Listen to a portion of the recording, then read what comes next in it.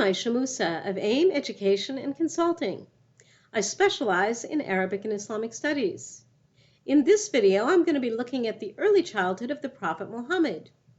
I was asked to do something on this topic by my dear friend Sister Marian at the Muslim Community Center in Portland, after she discovered that a multi-volume biography of the Prophet only had 2 or 3 lines about his early childhood. So what do we know about the early childhood of Muhammad? Let's get into it.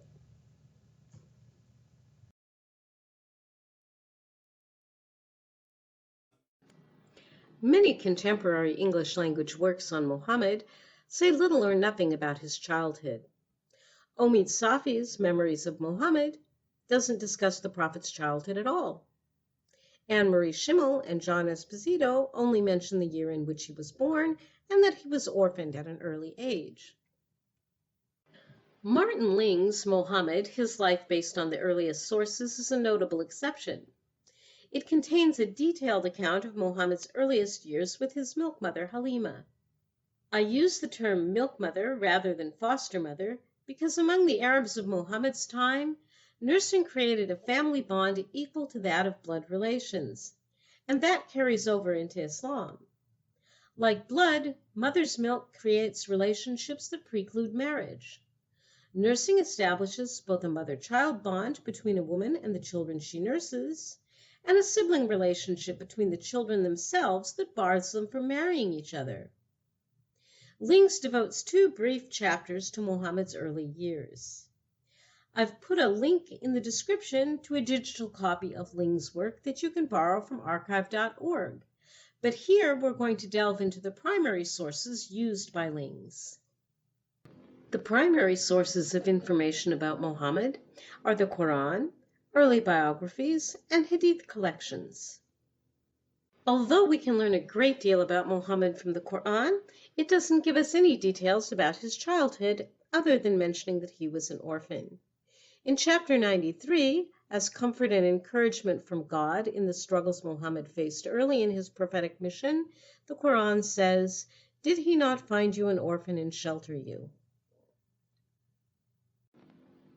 After the Quran, the earliest works that tell us about the life of Muhammad are Ibn Ishaq's Sirat Rasul and Ibn Sa'd's Kitab Tabaqat al-Kabir. In the description below, you'll find links to the only full English translations of these works. As with any translation, these have their problems, and I'll discuss a couple of problems I see in the parts we're reading here. Before looking at the texts themselves, it's important to understand how these texts are dated. Muslims date the Islamic era from the year that Muhammad emigrated from Mecca to Medina in 622 CE. That is our common era. Muhammad's emigration is called the Hijra in Arabic. The years from the Hijra and beyond are called Hijri years. In Latin, this is Anno Hijri, abbreviated AH. 622 CE is 1 AH. Texts are usually dated according to the year in which the author or compiler died. This is done because often authors didn't explicitly state in their texts when they were written. The earliest biography of the Prophet Muhammad is Ibn Ishaq's Sirat Rasul, literally the biography of God's messenger.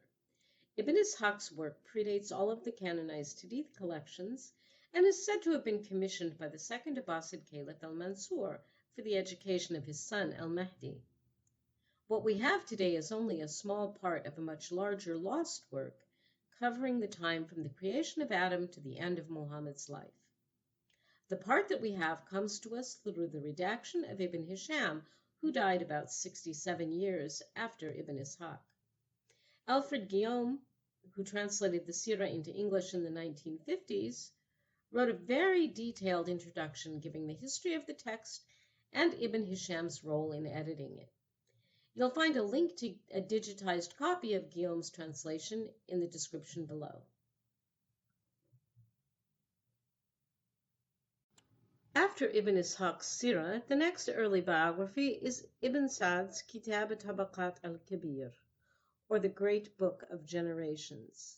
This multi-volume work chronicles the lives of important people from the Prophet and his generation through Ibn Sa'd's own time. Ibn Sa'd is known as the scribe of another early historian, al-Waqidi. Al-Waqidi also wrote a biography of the Prophet, but covered only his military campaigns and life in Medina. Volumes 1 and 2 of Ibn Sa'd's Tabaqat contain a biography of Muhammad beginning with his birth. You'll find a link to S. Moin al-Haq's English translation of volumes 1 and 2 in the description. Now that we've introduced the earliest biographies, let's see what they say about Muhammad's earliest years. What do they tell us about Muhammad's life from birth to age 8? About his infancy and weaning, his return to his birth mother, life with his birth mother, and life with his grandfather. The earliest story of Muhammad's childhood appears in Ibn Ishaq's biography.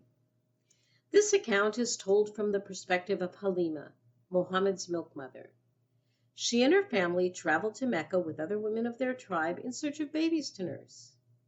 Halima describes the year as a year of famine in which her family was destitute. The donkey she rode to Mecca was so weak and emaciated that it could not keep up with their traveling companions, and their she-camel didn't yield even a drop of milk. Halima didn't have enough milk to feed her own infant son, and the family was unable to sleep at night because of the hungry baby's cries. Sa'd presents the story a bit differently. He begins by saying how many women came to Mecca looking for infants to nurse, and he doesn't elaborate on the extreme poverty of Halima and her family. Instead, he only mentions that when she began to nurse the infant Muhammad, her breasts were so full they leaked, and both babies were able to drink their fill, whereas before that, her son couldn't sleep because she didn't have enough milk. The infant Muhammad was an orphan. His father Abdullah had died before Muhammad was born. He was offered to all the nursing mothers, but they all refused because the father was responsible to pay for whoever nursed his child, and they feared the mother and grandfather wouldn't be able to do so. The orphan Muhammad was rejected by all the nursing mothers, and Halima was the only woman who had not found a baby to nurse. This really bothered her, so she decided to take a chance on the orphan. Just as Ibn Ishaq gave a detailed description of the family's extreme poverty when they arrived in Mecca, he gives an equally detailed description of the miraculous results of their decision to take the orphaned baby into their care. Not only did Halima now have enough milk for both her blood son and her milk son, the family's she-camel suddenly had enough milk to satisfy the needs of Halima, her husband, and their older children. And the weak and emaciated donkey that could not keep up with the others on the trip to Mecca now outstripped them on the return. Differences in the type and level of details in the story of Halima and her family are not the only differences between the accounts of Ibn Ishaq and Ibn Sa'd. While Ibn Sa'd provides few details about the poverty of Halima and her family and the miraculous changes that occurred as soon as they agreed to take the orphaned baby into their care, he mentions something never mentioned by Ibn Ishaq, Muhammad's first milk mother. Ibn Sa'd tells us that before Halima arrived in Mecca, the infant Muhammad was nursed by Thuwayba, a slave belonging to Muhammad's uncle Abu Lahab. After his marriage to Khadija, Muhammad and Khadija tried to buy Thuwayba from Abu Lahab so that they could free her, but Abu Lahab refused. He eventually freed her only after Muhammad emigrated from Mecca to Medina many years later. Among the Arabs, babies nursed for 2 years, so Muhammad spent his first 2 years with his milk family. Both accounts tell us he grew healthy and robust, but they put it in slightly different ways. Ibn Ishaq's account quotes Halima as saying that he grew like no other child, and by the time he was 2, he was a well-developed boy. Ibn Sa'd says that when he was weaned at the age of 2, he looked like a 4-year-old. Now that he was 2 years old and weaned, it was time for him to return to his birth mother in Mecca. When they got to Mecca, the plan changed. But just whose idea that was depends on which account you read. According to Ibn Ishaq, Halima convinced Amina to allow Muhammad to remain with her for a while longer. According to Ibn Sa'd, it was Amina who wanted Muhammad to remain with Halima. Both accounts give the fear for his health because of disease in Mecca as the reason. So Muhammad returned to the desert with his milk family. After returning to the desert, something happened that would prompt Halima and her husband to return Muhammad to Amina in Mecca. Just how old he was when this occurred depends upon which account you read.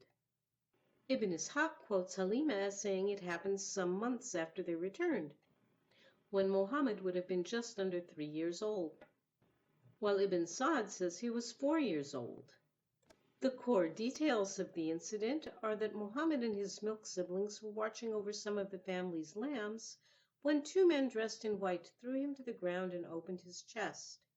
In Ibn Ishaq's account, Halima and her husband questioned the two little boys, and they gave the account you see here. As usual, Ibn Ishaq presents the story from Halima's point of view, including what the toddler Muhammad said to her. Ibn Sa'd tells the story as a third-person narrator, describing the men as angels and detailing how they cleansed the young Muhammad's heart and weighed against ever-increasing numbers of his future followers. The more detailed story is found in Ibn Ishaq's biography as something the Prophet told his companions when they asked him to tell them something about himself. But Ibn Ishaq presents it only after the narrative from Halima's perspective. Ibn Sa'd has essentially condensed and paraphrased the information in Ibn Ishaq's work. This incident frightened Halima and her husband, and according to Ibn Ishaq, her husband insisted that they return the child to his mother. Amina pressed them as to why they had changed their minds so soon after wanting to keep him with them. So they told her what had happened and that they feared a demon had touched him. Amina then shared with them the miraculous vision she had during her pregnancy. That vision convinced her that no demon had any power over her son. In Ibn Ishaq's story, Guillaume translates the words of Muhammad's milk father as, "I'm afraid this child has had a stroke, so take him back to his family." A stroke is something very specific in English, so I find this translation a bit misleading. The phrase which Guillaume has translated as "has had a stroke" is yakunu qad usib, which means something has happened to him, or he has been injured. A much better translation is, "I'm afraid this child has been injured," or "I'm afraid something has happened to this child." They saw no visible injuries on Muhammad, so I think the latter is the best translation. While Ibn Ishaq indicates that Muhammad stayed with Amina in Mecca when he was just under 3 years old, Ibn Sa'd's account shows Halima expressing shame at returning him and then taking him back with her until something else happened that frightened her. According to Ibn Sa'd, Muhammad finally returned to Amina when he was 5.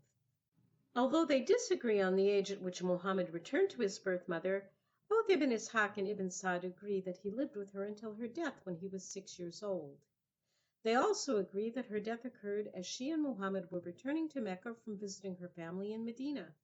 In this instance, however, it's Ibn Sa'd who provides far more details than Ibn Ishaq. As in the story of the two angels, Ibn Sa'd mentions these details as memories the Prophet recounted later in life. Memories of the home in which his mother lived and where his father was buried. Memories of playing with other children, learning to swim and flying pigeons with his cousins. Memories of an active and happy childhood. After his mother's death, young Muhammad was cared for by his paternal grandfather, who reportedly doted on him, allowing the boy to enter where he was sleeping and sit with him in the shade of the Kaaba. This is something his grandfather's own sons would never do, out of respect for their father. So they would try to shoo Muhammad away. When Muhammad's uncles tried to shoo him away, their father reprimanded them, ordering them to leave the boy alone.